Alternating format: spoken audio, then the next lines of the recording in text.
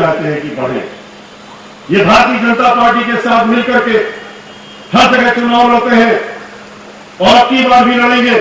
यह आपको अच्छी तरीके से मीडिया खुलासा कर चुका है कि भारतीय जनता पार्टी और समाजवादी पार्टी कैसे नूरा कुश्ती करते हैं और एक दूसरे के साथ मिले हुए हैं।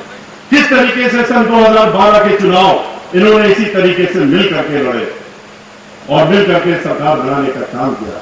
इसके पहले 2004 में भी इन्होंने यही किया था।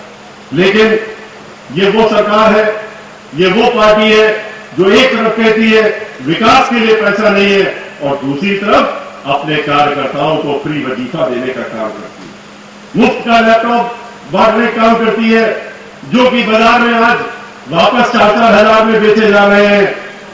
और इसके अलावा लगभग 5,000 करोड़ के ऊपर खर्च करके अपने इटावा में अपने शौक पूरा करने के लिए, अपने घूमने फिरने के लिए, अपनी मौज मस्ती के लिए वहां पर क्या बना रहे हैं? वहां पर एक जंगल तैयार कर रहे हैं और उसमें शेर छोड़ेंगे, कहते हैं बबर शेर छोड़ेंगे ला करके, जिससे कि इटावा में, सफाई में वहां पर शेर छोड़ करके और फिर वहां पर जाकर के उनके बीच में आनंद लेने का काम करेंगे।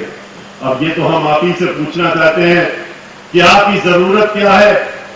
बिजली है, पानी है, सड़क है, स्कूलों में कॉपी पेंसिल है, संस्कृत स्कूलों के टीचर आज भुखमरी पर पहुंच गए हैं, आत्महत्या करने पर आ गए हैं, क्योंकि जो अनुदान बहन मायावती जी ने संस्कृत स्कूलों के 100 से ज्यादा स्कूलों को एक मुश्त दिया था, उसके बाद और दिया था और उनके टीचरों की नौकरी लगाई थी, सैकड़ों की संख्या में उनकी तनख्वाह देने का काम किया था। इन्होंने आते ही कहा हमारे पास पैसा नहीं है और ये अनुदान बंद कर दिया, उन टीचरों को बर्खास्त कर दिया, उनकी तनख्वाहें रोक दी, उनको भुखमरी में पहुंचा दिया।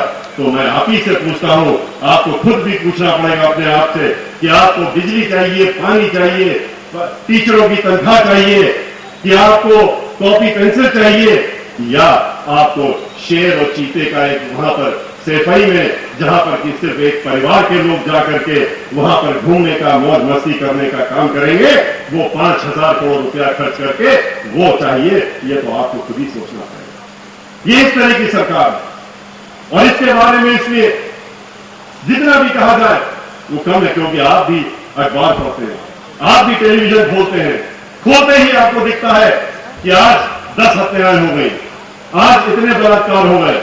इसके अलावा और क्या सुनने को मिलता है? अगर एक साल में पूरे देश में रिकॉर्ड बनाने का काम किया है तो समाजवादी पार्टी ने किया है।